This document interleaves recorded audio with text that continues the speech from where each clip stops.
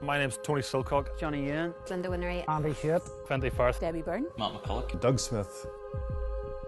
Cold feet and a tie rise to the occasion. A million tiny flashlights, I gotta turn it off.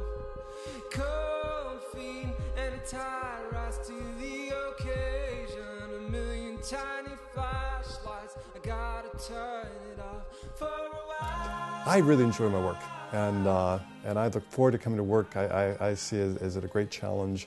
The best part of the job for me is the staff of youth initiatives and working with a team that is very committed, very dedicated, and is making a huge difference. I suppose I grew up in Holywood, County Down, which would be probably a more middle-class Protestant area. And coming to work on Poglass, there's a very different kind of slant on how things work. But I think that's something that shaped me and influenced me and made me appreciate some of the stuff in my own background, but also made me appreciate that I have a lot to learn and a lot to benefit from and be involved in something like this. My project is called the Faith Development Project. In essence, what we're trying to do is encourage faith in young people, mainly in the Coleraine area. So things like helping out with small groups, doing faith development nights at Nuts or Lifeline. In Youth Initiatives, we're one of the only organisations that looks at the whole person, so personal, social and spiritual development. And so I, along with Mickey Schulzberg, would try and help to develop the spiritual side of the young people, and I think that's important.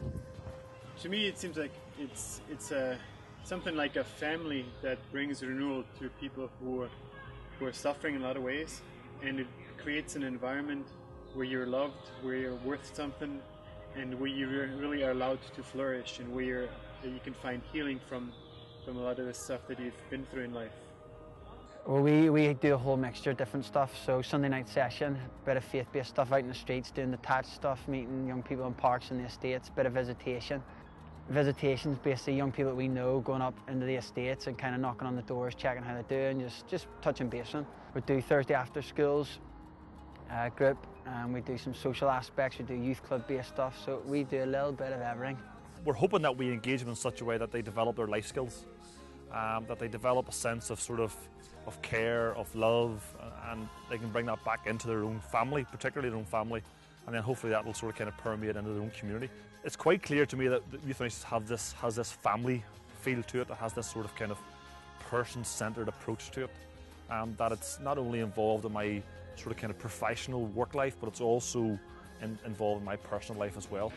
My project's called the Target Project. It's developed into an outreach project, so we do a lot of street-based youth work, engaging all sorts of young people out in the streets and designing programmes with them, with the emphasis of really developing resiliency and coping mechanisms with young people, so they can deal with their life as difficult issues sort of come up for them.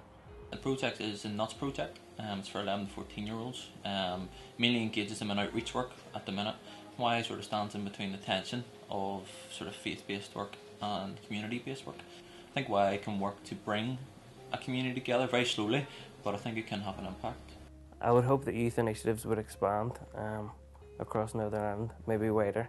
I've been involved in other youth groups before, and I can say that youth initiatives definitely has been the best.